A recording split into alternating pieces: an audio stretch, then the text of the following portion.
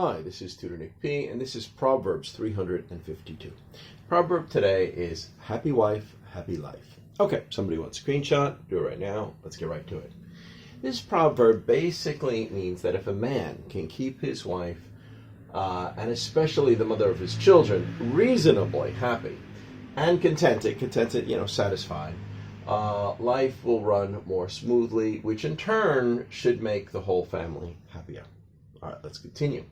Even though this phrase has been quite common in our modern times, with it printed probably in thousands of books, articles, yet it is not commonly found in most dictionaries. All right, let's continue. One of the earliest citations of this proverb dates back to 1903 in a poem titled The Work and Wages Party, with the last two lines, a happy wife, a happy life, and a jolly good turnover. Jolly also means like happy. Turnover, everything will turn over well. Let's continue. The next appearance of this proverb was not until 1958. 1958 ad for real estate in Abilene, Texas. It again starts to reappear in real estate ads in the 1970s and 1980s. Okay, but its popularity really took off in the 1990s and was used in books and articles relating to marital advice, giving advice to couples and marriages. Okay, let's continue. Several studies seem to agree with this proverb, including one from Rutgers University. So there have been a lot of studies, and they say, there might be some truth to this. Now, of course, I wrote a few things down here. I wrote exceptions, dysfunctional. Well, this is true for both men and women. So this is true for either spouse. I remember I worked with a guy once, and he told me that, his first wife that he married, she took drugs and she cheated on him and she used to throw this in his face. And, this is just dysfunctional. No matter what he did, if he tried to make her happy, his life would continue to be hell. And this could be both ways. If a woman married either somebody who was like an alcoholic, for example, or a drug addict or a wife beater or something, if the partner is too dysfunctional, no, that's another category completely. All right, let's continue. Okay, here. The wife and the mother is like the cement or the glue of a relationship. This is true. She's the one that she really helps to keep the whole thing together.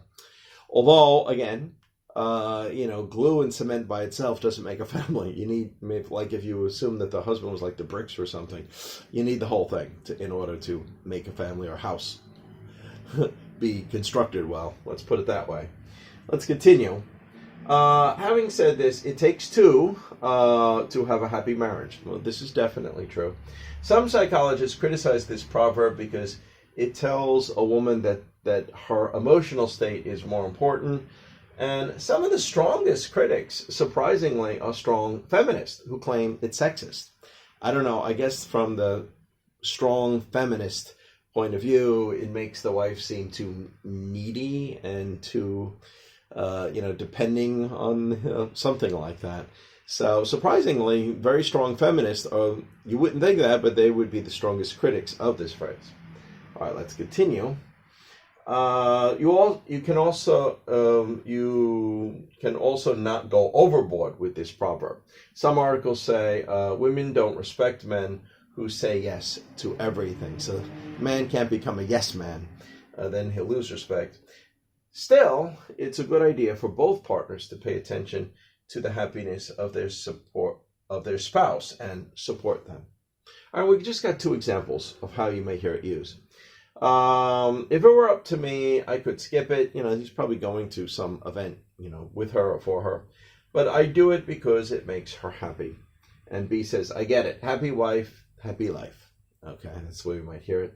Or number two, if you want your marriage to run smoothly, remember one piece of advice: happy wife, happy life. And to be honest with you, maybe men sometimes need to be reminded more. They're very busy. Their mind's always somewhere else. So maybe it's not such a bad idea. But it's good for, again, on both sides. It takes two to have a happy marriage. Anyway, hope you got it. Hope it's clear. Hope it's food for thought. Thank you for your time. Bye-bye.